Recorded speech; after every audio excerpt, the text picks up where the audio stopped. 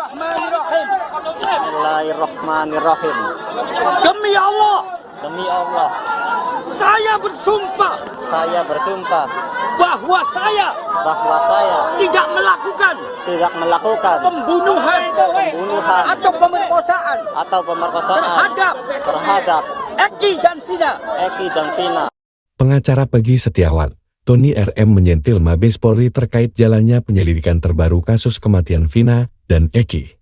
Menurutnya sumpah pocong yang dilakukan Saka Tatal di Cirebon pada Jumat 9 Agustus menjadi pukulan keras untuk Mabes Polri untuk segera menuntaskan kasus tersebut. Bahkan ia mengecap, kepolisian sangat lamban dalam mengungkap kasus ini.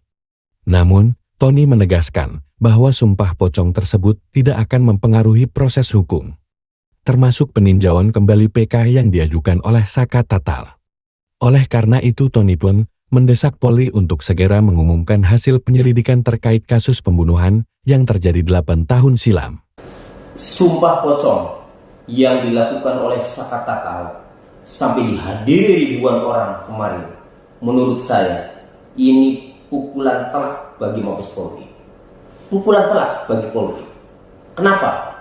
Karena kasus Vina Eki ini, gimana kita semua tahu Kapolri sudah membentuk tim khusus yang katanya melakukan penyelidikan dari hulu, melakukan penyelidikan dari nol. Namun sampai hari kemarin tidak kunjung segera diumumkan hasilnya.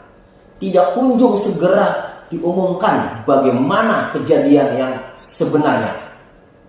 Ini akhirnya masyarakat yang mencari keadilan menempuh dengan jalannya sendiri untuk menunjukkan bahwa Saka Tatal dalam hal ini ia tidak bersalah, ia bukan pelakunya, ia tidak melakukan tindak pidana pada kasus Vina Eki ini.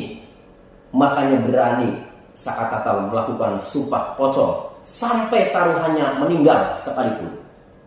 Ini karena Mabes Polri lambat dalam mengungkap kasus Vina Eki ini. Coba bayangkan kalau Mabes Polri segera mengumumkan kasus Vina Eki ini, mungkin tidak akan terjadi sumpah pocong karena segera terungkap.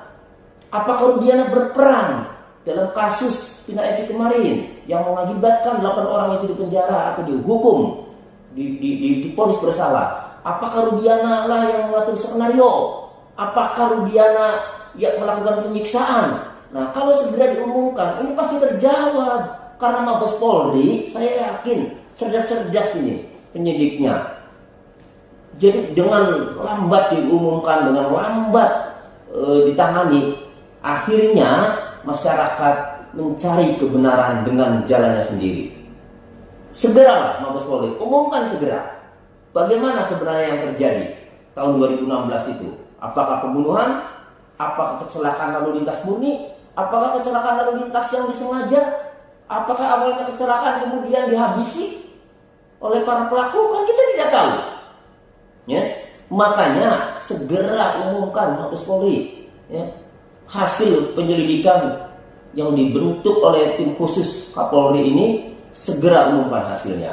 Jangan sampai nanti ke depan masyarakat lebih parah lagi untuk mencari kebenaran dengan jalannya masing-masing.